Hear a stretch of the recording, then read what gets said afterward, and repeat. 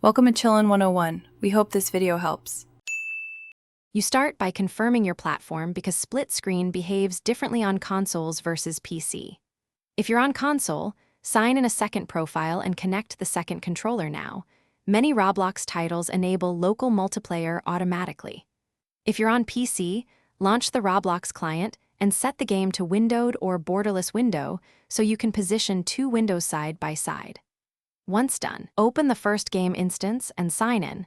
This sets up the foundation for the split arrangement you'll create next. Now you create the second view. On PC, open another Roblox instance or use a second browser session where possible, then resize and snap the windows to opposite halves of the screen using Windows Snap or Mac OS Split View. On console, enable the in-game local multiplayer option and have the second player press the assigned button to join. Make sure each instance or player has distinct input, assign controllers or separate keyboard/mouse, and mute or route audio so you avoid overlapping sound. This keeps controls responsive. Finish by testing both views.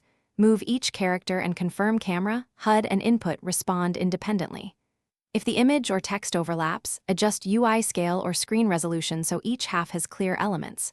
For performance, drop render distance or texture quality if frame rates dip. If something goes wrong, first close other apps eating CPU or GPU, then relaunch one Roblox instance.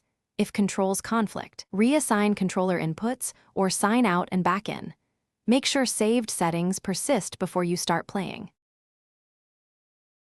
Thanks for watching. Consider subscribing if we helped you.